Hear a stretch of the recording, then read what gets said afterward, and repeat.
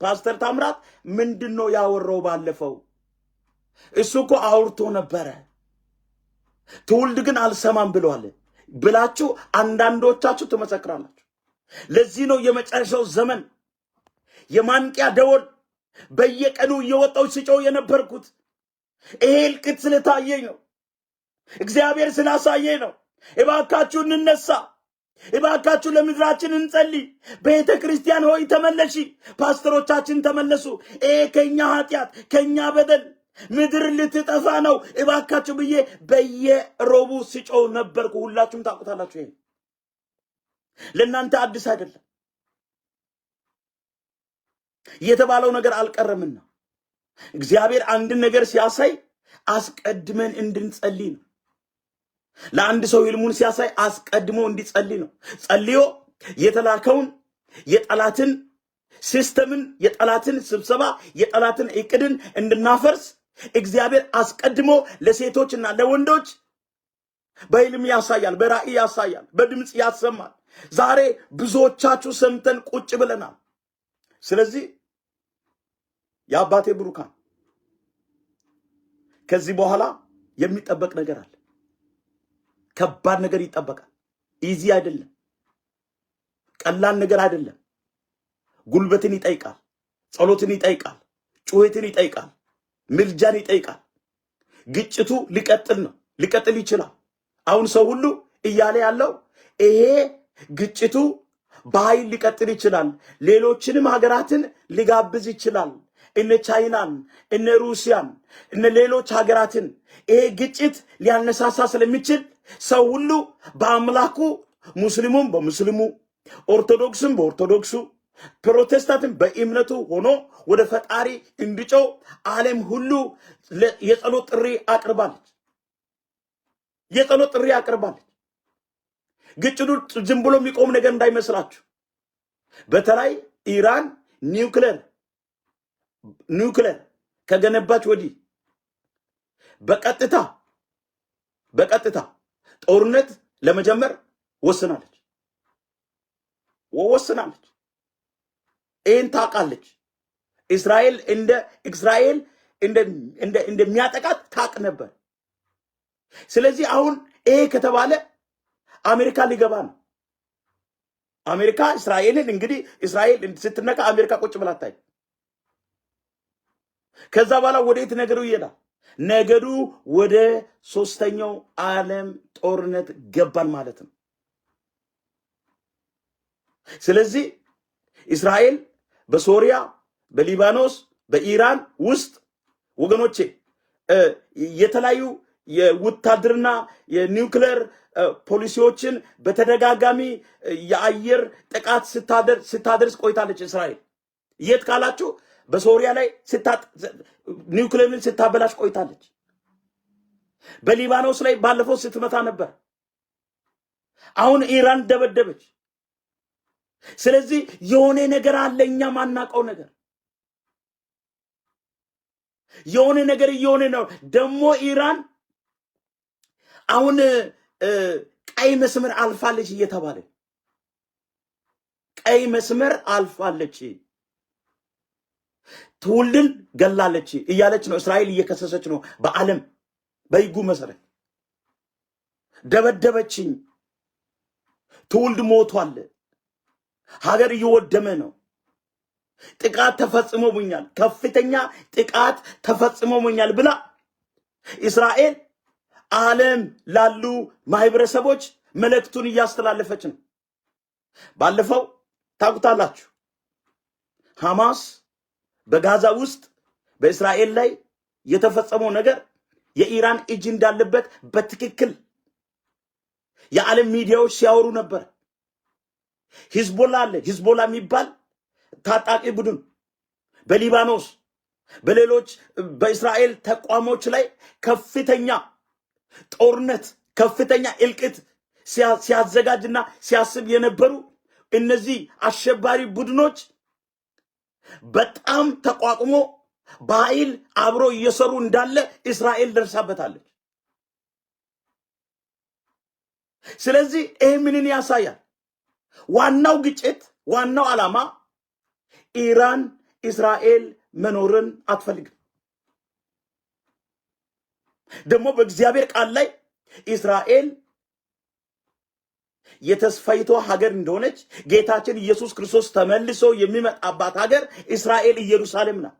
በኢየሩሳሌም ተራራ ላይ ለ1000 ዓመት ልንሰበሰብ ነው። ይሄ ነገር እንዳይደረግ፣ ይሄ ነገር እንዳይፈጸም ኢራን በእስራኤል ላይ ከፍተኛ ጦርነት አውጃለች። በተደጋጋሚ እስራኤልን ለማጥፋት መጥፋት አለበት በሚል እያወራች ቆይታለች፣ ስታወራ ቆይታለች። ከዚህ በኋላ እስራኤል የሚባል ሀገር አንፈልግም በማለት ኢራን በእስራኤል ላይ ከፍተኛ ወጀቦችን፣ አውሎ ንፋሶችን ስታስነሳ ቆይታለች። ስለዚህ ኢራን የተለያዩ ችግሮችን፣ የተለያዩ መከራዎችን፣ የተለያዩ ስደቶችን፣ የተለያዩ እንቆቅልሾችን በ2023 በሉ የተለያየ ነገር ወገኖቼ፣ ወደ ኦክቶበር ላይ ሐማስ በእስራኤል ላይ የፈጸመው ግድያ ታውቁታላችሁ። ከፍተኛ ግድያ ነው የተፈጸመው። እንኳን ኢራን ባትሳተፍ የኢራን እጅ አለበት ይባላል። ሰዎችን ገንዘብ እየሰጠች መሳሪያ እየሰጠች አይዞ እያለች ሰዎችን እያሰለጠነች በጀርባ አለ ተብሏል። አሁን እኛ ኢትዮጵያውያን ይሄን አማርኛ የምትሰሙ በዓለም ዙሪያ ያላችሁ የክርስቶስ አምባሳደሮች ጌታ ኢየሱስ ክርስቶስ መምጫውን የምትጠብቁት በእግዚአብሔር ፊት ወድቀን ካልጸለይን በስተቀር ዓለማችን ላይ ትልቅ ችግር እየተፈጠረ ነው። አሁን ወደ ጸሎት እንግባ። አቤቱ በሉ። አቤቱ አምላካችን አንተ ትልቅ ነህ። አንተ የበላይ ነህ። አንተ ፈጣሪ ነህ። አንተ ታያታለህ እስራኤልን፣ ኢራንንም ታያታለህ። በዓለም ያሉ ሀገራትን መሪዎችን፣ ቤተ ክርስቲያንን፣ ቅዱሳንን በዚህ የተጠቁ በሐዘን ውስጥ ያሉ በቤት ውስጥ ተመሽጎ ላሉ በእስራኤል በኢየሩሳሌም እግዚአብሔር በከፍተኛ ውጥንቅጥ ውስጥ ላሉ እግዚአብሔርና አምላክ ሆይ አንተ ለመሪዎች ለቤተ ክርስቲያን አገልጋዮች ለፖለቲከኞች እግዚአብሔር ሆይ ጥበብ እንድትሰጥላቸው በኢየሱስ ክርስቶስ ዛሬ መጸለይ ይፈልጋለሁ። እቺ ሀገር፣ እቺ መንደር፣ እቺ ከተማ፣ ይህ ቅዱሳን በጌታ በኢየሱስ ክርስቶስ ሰላም እንዲሆንለት፣ መረጋጋት እንዲሆንለት እግዚአብሔር አንተ አምላክ መሆኑን አውቀው ወደ አንተ እንዲመለሱ አንተን ተስፋ እንዲያደርጉ። ለኛ ጦርነት አይመቸንም። ለኛ ጦርነት አይመቸንም። ለኛ ጨለማ አይመቸንም። ለኛ እግዚአብሔር አውሎ ንፋስ፣ ወጀብ፣ አውራቂስ ለኛ አይመቸንም። እግዚአብሔር ሆይ ሰላም ስጠን። እግዚአብሔር ሆይ ልዩ ጥበቃ ለእስራኤል ሀገር እንዲመደብ በጌታ በኢየሱስ ክርስቶስ እንጸልያለሁ። ለመሪዎች ጥበብ ስጥ፣ እንዳይወርቁ እንዳይጠፉ ሕዝብን ትውልድን ይዞ ወደ ሌላ እልቅት፣ ወደ ሌላ ጥፋት፣ ወደ ሌላ ሞት፣ ወደ ሌላ ክሳራ፣ ወደ ሌላ ጥላቻ እንዳይገቡ የሰራዊት ጌታ እግዚአብሔር ሆይ እባክን ለመሪዎች ጥበብ እንዲበዛላቸው በጌታ በኢየሱስ ክርስቶስ ምን ጸልያለሁ። አንተ የጥበብ ሁሉ ምንጭ አንተ ነህ። የፈጠርከን ከክፉ የምትጠብቀን ከሞት የምትጠብቀን እግዚአብሔር ሆይ በጭንቀት ውስጥ ላሉ ለእስራኤላውያን፣ በጭንቀት ውስጥ ላሉ ለእስራኤላውያን መሪዎች፣ በጭንቀት ውስጥ ያሉ ለእስራኤላውያን ወታደሮች እግዚአብሔርና አምላክ ሆይ እባክህን እጅ እንድትዘረጋ በጌታ በኢየሱስ ክርስቶስ አሁን ጸልያለሁ።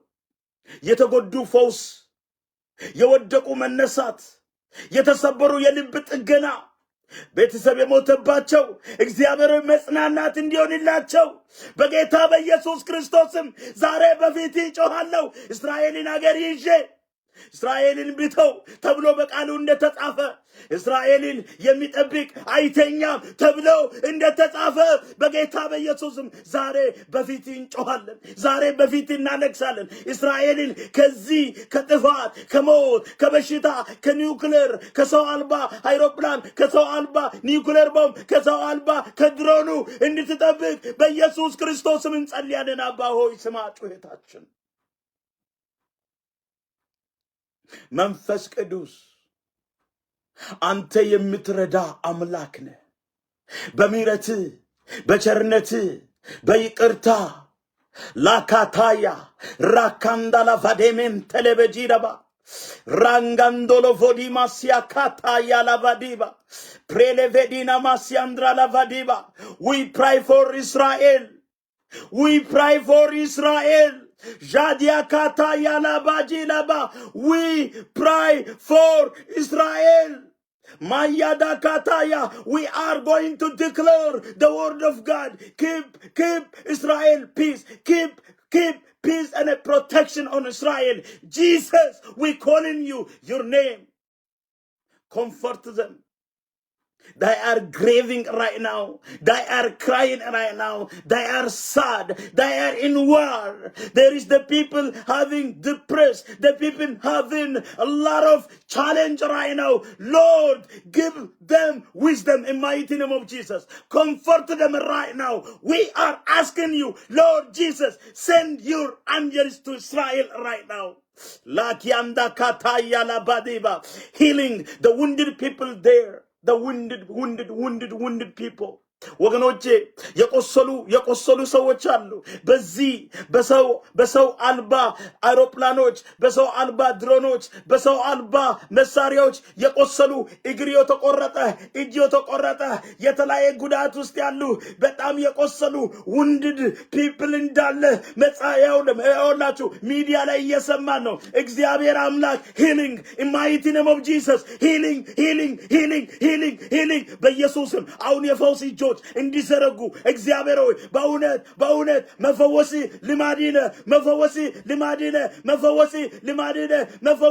ልማዲነ በኢየሱስ ክርስቶስ በቁስል በጭንቀት ያሉ በውድቀት ያሉ በክሳራ ያሉ እግዚአብሔር በድካም ውስጥ ያሉ አሁን በራስ ምታት ውስጥ ያሉ አሁን በፍርሃት ውስጥ ያሉ አሁን እግዚአብሔር በሽብር ውስጥ ያሉ አሁን እጅ እንዲዘረጋ በጌታ በኢየሱስ ክርስቶስ ምን ጸልያለሁ።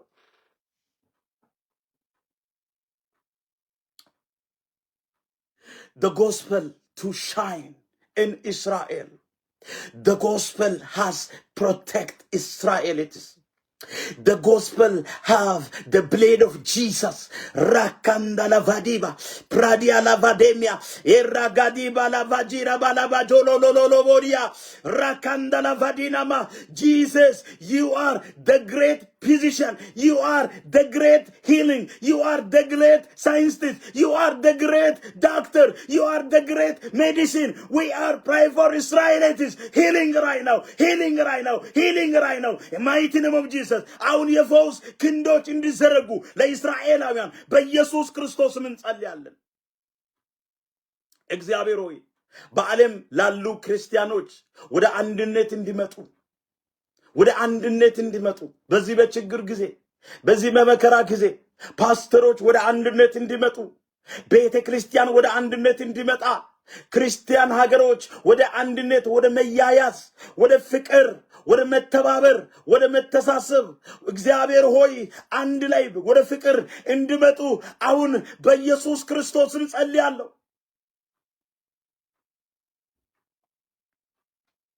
Lord, we trust in you.